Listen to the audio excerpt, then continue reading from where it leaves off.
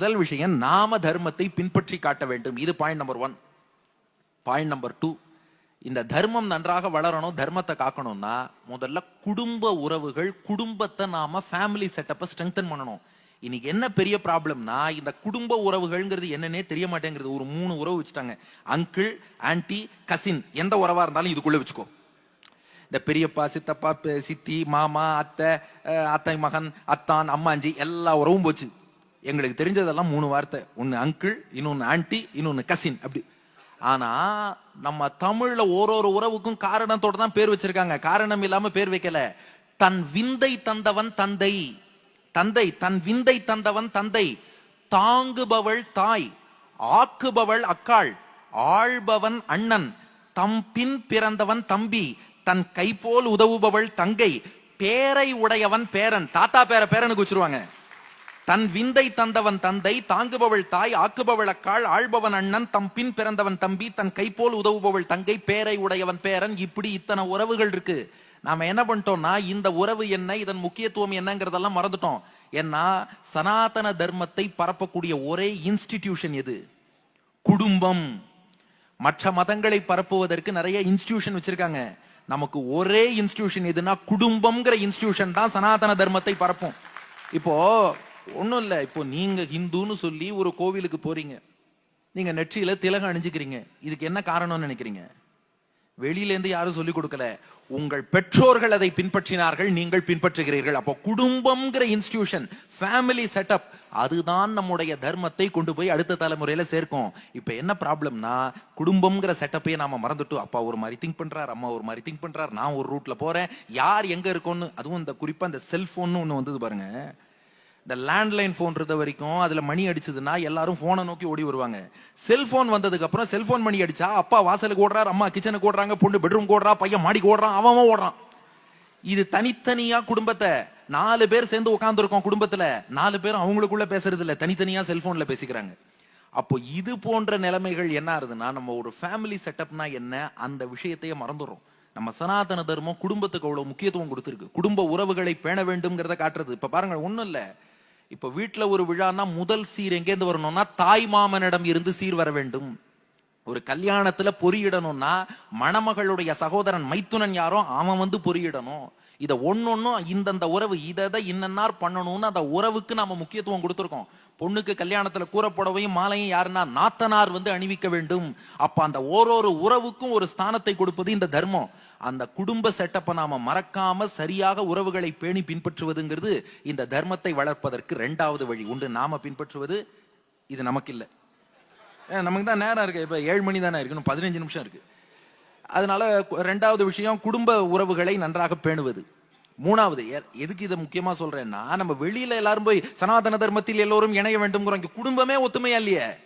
அதனால முதல்ல அவர் குடும்பங்கள் இணைய வேண்டும், அதுக்கப்புறம் சனாதன தர்மத்திலே இணைய வேண்டும். இது பாயிண்ட் நம்பர் 2. பாயிண்ட் நம்பர் 3, நம்ம குழந்தைகளுக்கு நம்ம தர்மத்தின் பெருமையை எடுத்து சொல்லணும். ஏன்னா அவர்களுக்கு என்னன்னு தெரிய மாட்டேங்கிறது. அவங்க ஸ்கூல்ல போய் படிச்சா அது மெக்கோலே சிஸ்டம் ஆஃப் எஜுகேஷன்ல போய் படிச்சுட்டு வரான். அவன் இங்க வந்து 4 கேள்வி கேட்கிறான். என்ன நீங்க ராமாயணம் இப்படி சொல்றீங்களே, இந்த ராமாயணத்துல என்ன இருக்கு? ராமாயணத்துல என்ன இருக்குன்னா, சங்கல்ப சூரியோதயம்ங்கிற காவியத்துல சுவாமி வேதாந்த தேசிகன் சொல்றார், பெரிய வாழ்க்கை பாடம் ராமாயணத்துல இருக்கு. ராமாயணத்திலே ராமன் வாழ்ந்து காமிச்சான் இந்த மண்ணுல. எதுக்குன்னா நம் வாழ்க்கைக்கு ஒரு தத்துவத்தை உணர்த்த. தர்ப்போதக்ர தசேந்திரியானன மனோ நக்தஞ்சராதிஷ்டிதே தேஹேஸ்மின் பவசிந்துனா பரிவிருத்தே தீனாம் தசாம் அஸ்திதா அத்யத்வே ஹனுமத் சமேன குருணா பிரக்யாபிதார்த்தப் புமான் லங்காருத்த விதேகராஜ தனயா நியாயேன லாலப்யதே. ராமபிரான் பரமாத்மா, அன்னை சீதா தேவி கருணையோடு ஒரு ஜீவாத்மாவோட ரோலை எடுத்துக்கிறாங்க. இப்ப ராமன் பரமாத்மா, சீதை ஜீவாத்மா. சீதைய இலங்கையில அசோகவனத்துல யார் சிறை வச்சா? ராவணன். அந்த ராவணன் தான் நம்ம மனசு. இந்த ராவணனுக்கு எத்தனை தலை? 10 தலை. அந்த 10 தலை, மனசுக்கு 10 தலை இருக்கான். 5 ஞானேந்திரியம், மெய் வாய் கண் மூக்கு செவி. 5 கர்மேந்திரியம், நாக்கு கை கால் மலத்வாரம் ஜலத்வாரம். அப்போ மெய் வாய் கண் மூக்கு செவி, நாக்கு கை கால் மலத்வாரம் ஜலத்வாரம். 10 தலையோடு கூடிய 11வது இந்திரியம் மனசு. அதுதான் ராவணன். அவன் ஜீவாத்மாங்கிற சீதையை பிடிச்சு எங்க சிறை வச்சான்? இலங்கையில, கடல் சூழ்ந்த இலங்கையில. அதுதான் பிறவி பெருங்கடல் என்பதுதான் கடல் சூழ்ந்த இலங்கை. அதுல எங்க சிறை வச்சான்னா அசோகவனத்தில் சிறை வச்சான். அசோகவனத்துக்கு 9 வாசல், நம்ம உடம்புக்கும் 9 வாசல். இந்த உடம்புங்கிற அசோகவனத்துல பிறவிப்பிணிங்கிற இலங்கையில ராவணன்கிற மனசு ஜீவாத்மாங்கிற சீதையை சிற வைக்கிறான். இந்த மனசை 3 குணங்கள் பாதிக்கும். அமைதியான சத்துவகுணம், ஆக்ரோஷமான ரஜோகுணம், அறியாமை தூக்கமாகிய தமோகுணம். இதுல சத்துவகுணம் தான் விபீஷணன், ரஜோகுணம் ஆசை கோபம் சூர்பனகை, தமோகுணம் கும்பகர்ணன். இப்ப ராவணன்கிற மனசு என்ன பண்றது? சத்துவகுணமாகிய விபீஷணனை விரட்டிவிட்டு ரஜோகுணமாகிய சூர்பனகை, தமோகுணமாகிய கும்பகர்ணனை பக்கத்துல வச்சுக்கிறதுனால ஜீவாத்மாவாகிய சீத்தை அசோகவனத்துல கஷ்டப்படுறான். இத காப்பாத்தணும்னா யார் வரணும்? யாரு? ராமர். ராமர் வல்ல யார் அனுப்பினார்? ஹனுமானை. அவர்தான் ஆச்சாரியன். இறைவன் நேரா வரமாட்டார், குருவை ஆச்சாரியனை அனுப்பி வைப்பார். ஹனுமான் எப்படி கடல் கடந்து வந்தாரோ அது போல ஆச்சாரியர்கள் இந்த பூமியிலே தோன்றுகிறார்கள். ஹனுமான் எப்படி சீதையை கண்டுபிடிச்சாரோ அது போல ஆச்சாரியன் நல்ல சிஷ்யனை கண்டுபிடிக்கிறார். ஹனுமான் சீதைக்கு ராமாயணம் பாடியது போல ஆச்சாரியன் இறைவனின் பெருமைகளை சிஷ்யனுக்கு எடுத்து சொல்றார். ஹனுமான் சீதைக்கு முத்திரை மோதிரத்தை தந்தது போல ஆச்சாரியன் சிஷ்யன் தோள்ல சங்க சக்கர முத்திரையை பொறிக்கிறார். ஹனுமான் இலங்கையை எரித்தது போல ஆச்சாரியன் நம் பாவங்களை எரிக்கிறார். ஹனுமான் சீதையை ராமனோடு சேர்த்து வச்ச மாதிரி ஆச்சாரியன் தான் இந்த ஜீவாத்மாவை பரமாத்மாவோடு சேர்த்து வைக்கிறார். ஆச்சாரியன் திருவடியை பற்றினால் உய்வடையலாம். ராமாயணத்தில் உள்ள தத்துவம்னு காட்டியிருக்கார். அதனால இதையும் நாம இளைஞர்களுக்கு சொல்லணும். அப்போ ராமாயணம்ங்கிறது என்னைக்கோ ராமன் வாழ்ந்துட்டு போனது மட்டும் இல்ல, நீ இன்னைக்கு ஒரு ஆச்சாரியனை பற்றி உய்வடையலாம் என்று ஒவ்வொருவருக்கும் வாழ்வுக்கு வழிகாட்டுவதற்காக பகவான் ராமன் இப்படி இந்த பூமியிலே வாழ்ந்தான் என்ற விஷயத்தை நம்ம சொல்லணும். அது மட்டும் இல்ல, நம்ம கிட்ட இல்லாத சயின்ஸா இந்த சுவிட்சர்லாந்துல CERN இருக்கு, central European nuclear research station ஒன்று வச்சிருக்காங்க ஜெனீவா. நானும் போயிட்டு வந்தாங்க, உபன்யாசத்துக்காக போனேன். இப்போ போய் பார்த்தேன். CERN ஒரு இடம். அங்க என்ன பண்றாங்கன்னா இந்த மைக்ரோ பார்ட்டிகிள்ஸ் பத்தி ஆராய்ச்சி. அதாவது மைக்ரோ பார்ட்டிகிள்ஸ், அதாவது நம்ம புரோட்டான் எலக்ட்ரான் நியூட்ரான்லாம் சொல்றோம் இல்லையா, அதை விட இன்னும் சின்ன பார்ட்டிகிள், அதெல்லாம் வச்சு ஆராய்ச்சி பண்ணி சயின்டிஸ்ட் சார்லாம் இருக்காரு, எல்லாம் ரசிப்பார் அந்த பாயிண்ட். அதெல்லாம் அந்த பாயிண்ட்ஸ் எல்லாம் பார்ட்டிகிள் பிசிக்ஸ்னு சொல்லி அந்த பாயிண்ட் எல்லாம் வச்சு அந்த பார்ட்டிகிள் எல்லாத்தையும் ஒன்னோட ஒன்று மோத விட்டு இதெல்லாம் பத்தி ஆராய்ச்சி பண்றாங்க. வாசல்ல என்ன சிலை வச்சா பொருத்தமா இருக்கும்? Isaac Newton, Albert Einstein, mister Anand Ranganathan, இது போல யாரோட ஸ்டாச்சு அங்க வைக்கலாம்? இல்ல கிரேட் சயின்டிஸ்ட் ஸ்டாச்சு வைக்கணும். சிதம்பரம் நடராஜர் சிலை வச்சிருக்கான் இங்க சுவிட்சர்லாந்துல. மைக்ரோ பார்ட்டிகிள்ஸ் பத்தி ஆராய்ச்சி பண்ற இடத்துல நடராஜர் சிலை வச்சிருக்கான். இதுக்கும் அதுக்கு என்னப்பா சம்பந்தம் அப்படின்னு கேட்டா அங்க ஒரு தியரி சொல்றான். என்னன்னா, அந்த நடராஜர் கையில ஒரு கையில பார்த்தா உடுக்கை வச்சிருக்காரு, இன்னொரு கையில பார்த்தா நெருப்பு வச்சிருக்காரு. இந்த உடுக்கை சவுண்ட் இருக்கே அது பார்ட்டிகிள்லாம் உருவாவதை குறிக்கிறது. இந்த பக்கம் நெருப்பு இருக்கிறதே அது அந்த பார்ட்டிகிள் அழிவதை குறிக்கிறது. இவன் என்ன ஆராய்ச்சி பண்ணியிருக்கான்னா, number of particles created is exactly equal to number of particles destroyed. எவ்வளவு பொருள் உருவாகிறதோ அதே அளவு பார்ட்டிகிள் அழிந்து போறது. நடராஜர் கையில உடுக்கை எந்த லெவல்ல ரைட் சைடு இருக்கோ இந்த பக்கம் நெருப்பும் அதே லெவல்ல இருக்கு. கிரியேஷன் டெஸ்ட்ரக்ஷனுக்குள்ள பேலன்ஸ் இருக்குன்னு காட்டுறது. சரிப்பா, நடுவில் அந்த பார்ட்டிகிள்லாம் மூவ் ஆறுது இல்லையா, அந்த மூவ்மெண்ட் பார்த்தா ரித்தமிக்கா இருக்கான், ஒரு ரித்தமோட போறதான். ரித்தமோட எது இருக்கும்னா டான்ஸ் தான் இருக்கும். அதனால அந்த பார்ட்டிகிள் மூவ்மெண்ட் ரிதம் தான். நடராஜர் டான்ஸ்னு ஆடுறார். அப்போ பார்ட்டிகிள் பிசிக்ஸை கண்முன்னே காட்டக்கூடிய வடிவம் எதுனா சிதம்பரம் நடராஜர்னு நான் சொல்லல. த டாவோ ஆஃப் பிசிக்ஸ்னு ஒரு புக்ல எழுதி வச்சிருக்கா ஃப்ரிட்ஜ் ஆஃப் கேப்ரா என்பவர். டாவோ ஆஃப் பிசிக்ஸ்ங்கிற புக்ல, என்ன தமிழ்ல சொன்னா ஒத்துக்க மாட்டேங்கிறாங்க சார், ஆங்கிலத்தில் எழுதி வச்சிருக்காரு சார், நம்புங்க சார். ஆகையினால இதெல்லாம் நாம இளைஞர்களுக்கு சொல்லணும். இது பாயிண்ட் நம்பர் 2. இது பாயிண்ட் நம்பர் 3. இப்போ பாயிண்ட் நம்பர் 4க்கு வருவோம். இது குழந்தைகளுக்கு அடுத்து சில சந்தேகங்கள் அடிக்கடி வரும், அதெல்லாமும் நான் தெளிவுபடணும். ஏன்னா வெளியில நிறைய சொல்லிடுறாங்க, என்னன்னா இல்ல உங்க சனாதன தர்மம்னா அதுல நிறைய ஏற்றத்தாழ்வெல்லாம் இருக்கு, ஒருவரை உயர்ந்தவர் ஒருவரை தாழ்ந்தவர் இப்படிலாம் சொல்றாங்க. சனாதன தர்மத்தில் யாரும் உயர்ந்தவர் தாழ்ந்தவர்னு கிடையாது. அத்தனை பேரும் ஒண்ணுதான். வசுதைவ குடும்பகம்னு உலகத்தில் உள்ள அத்தனை பேரும் ஒரே குடும்பம் தான். ஆனா இத சரியா புரிஞ்சுக்காமல் ஒருவர் வசதி ஒருத்தர் தாழ்ந்தவர்னு சொல்லவங்க இருக்காங்க, அதற்காக பாதிக்கப்பட்டவர்கள் இருக்கிறார்கள். அதை நாம மறுக்கல. ஆனா அது தனி மனிதர்களுடைய தவறே ஒழிய சனாதன தர்மத்துல அப்படி எங்கேயும் கிடையாது. சனாதன தர்மத்தின் கொள்கை என்ன தெரியுமா? ஒரு சின்ன உதாரணம் சொல்றேன். திருப்பாணாழ்வார்னு ஒரு மகான், பாணர் குலத்தை சேர்ந்தவர். நன்னா நோட் பண்ணிக்கோங்க. இன்றைய தேதியில அவர் பட்டியல் சமூகத்தை சேர்ந்தவர். திருப்பாணாழ்வார்ங்கிற மகான். அவர் காவிரி கரையில நின்று வீணையை மீட்டிக் கொண்டு திருவரங்கநாதனுடைய நாமங்களை எல்லாம் பாடிட்டு இருக்கார். அப்போ பூணல் அணிந்த அந்தணராகிய லோகசாரங்க முனிவர் தீர்த்தம் தண்ணீர் கொண்டு வருவதற்காக அம்மா மண்டபம் கரைக்கு வரார். இவர் வழியில நின்று பாடுறார். நகருன்னார், நகரல. ஒரு கல் எடுத்து அடிச்சுட்டார். இது திருப்பாணாழ்வார் நெத்தியில பட்டு ரத்தம் வந்தது. ஐயோ வழியில நின்னுட்டேனே நகர்ந்து போயிட்டார் திருப்பாணாழ்வார். இப்போ போனவர் என்ன பண்ணார், அவர் நீர் எடுத்துக்கொண்டார், நீர் எடுத்துக்கொண்டு கோவிலுக்கு வரார்.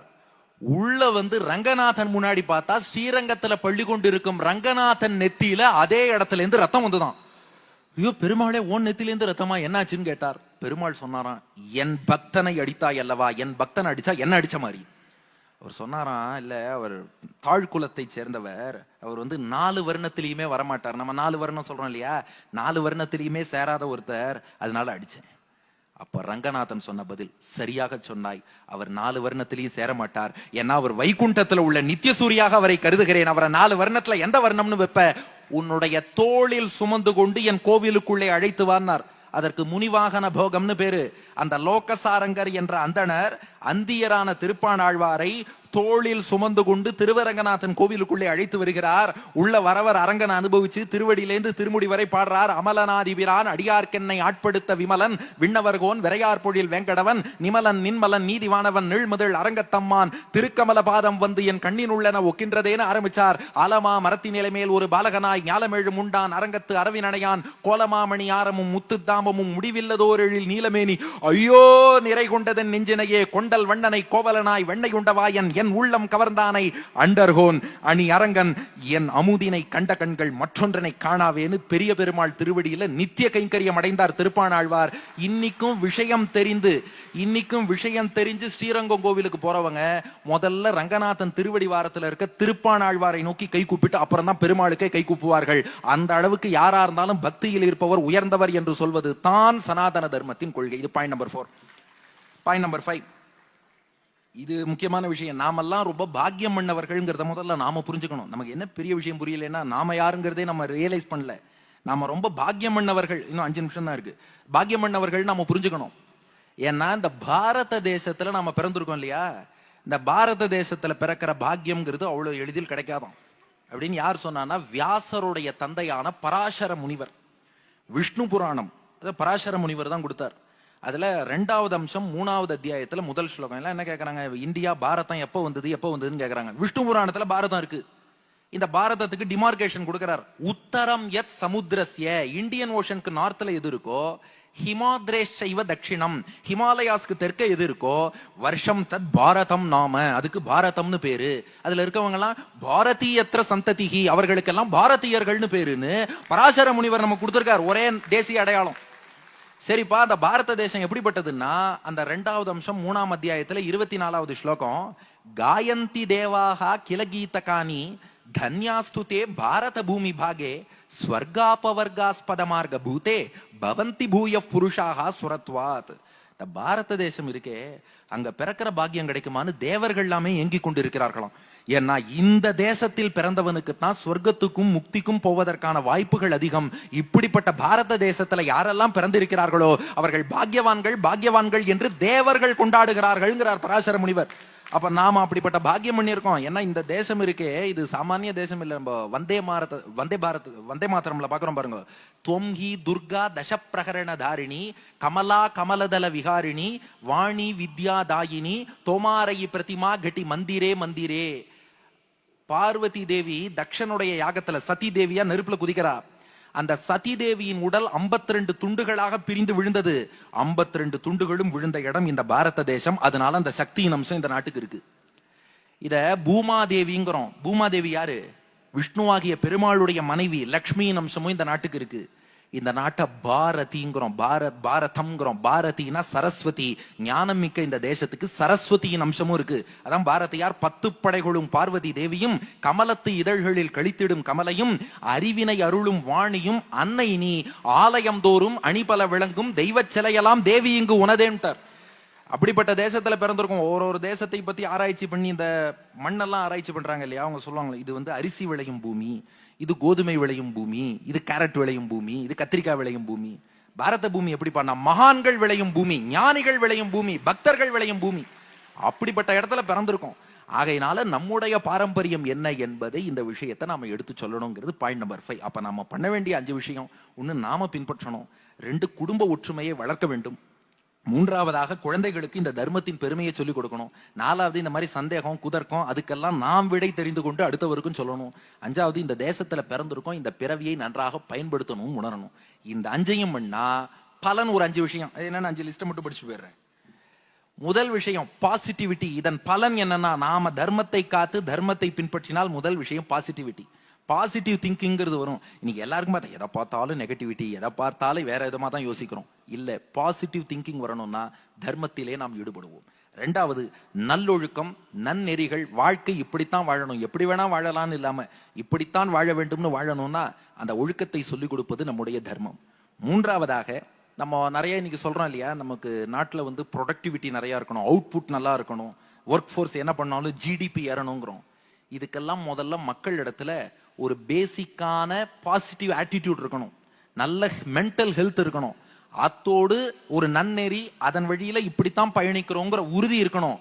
இதெல்லாம் இருந்தாதான் அவுட்புட், நாட்டினுடைய முன்னேற்றம், ஜிடிபி எல்லாம் ஏறுமே ஒழிய உள்ள இந்த விஷயம் இல்லாம இருக்கிறவங்களாம் டிப்ரெஷனோடய வேலை பார்த்தா அப்புறம் நாடு எப்படி முன்னேறும்? ஆகையினால நாம முதல்ல நல்ல மென்டல் அவுட்லுக்கை இதன் மூலமாக கொடுத்தால் நாட்டின் முன்னேற்றத்திலும் இதற்கு பங்கு இருக்கு. அதனால தர்மத்துக்கு நாட்டின் முன்னேற்றத்தில் பங்கு இல்லைன்னு சொல்லவே முடியாது. இது நம் மனத்தை பண்படுத்தி நம்முடைய ஒர்க்ல நல்லா போக்கஸ் பண்ண வச்சு பாசிட்டிவிட்டியை கொடுத்து நல்ல ப்ரொடக்டிவிட்டி கொடுக்கும். இது 3.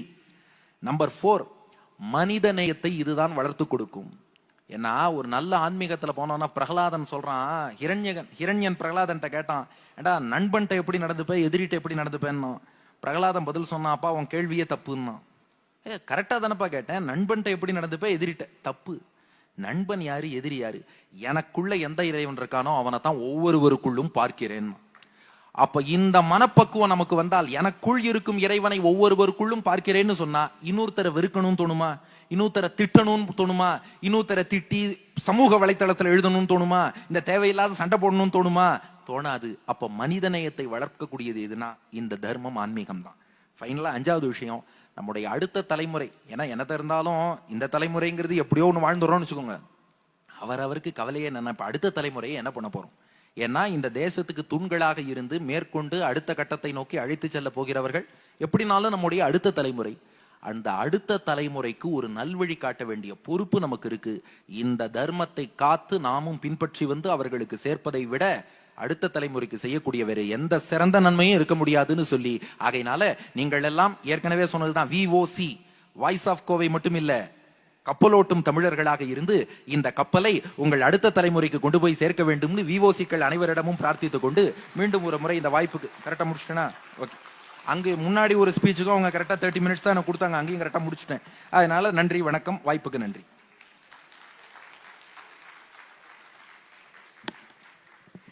பாரத பூமி பழம்பெரும் பூமி, நீரதன் புதல்வரின் நினைவகற்றாதீர் அப்படின்னு பாரதி சொன்னத நமக்கு ரொம்ப அழகா ஆணித்தரமா சொன்ன டாக்டர் ரூவே வெங்கடேஷ் அவர்களுக்கு நன்றி தெரிவிக்க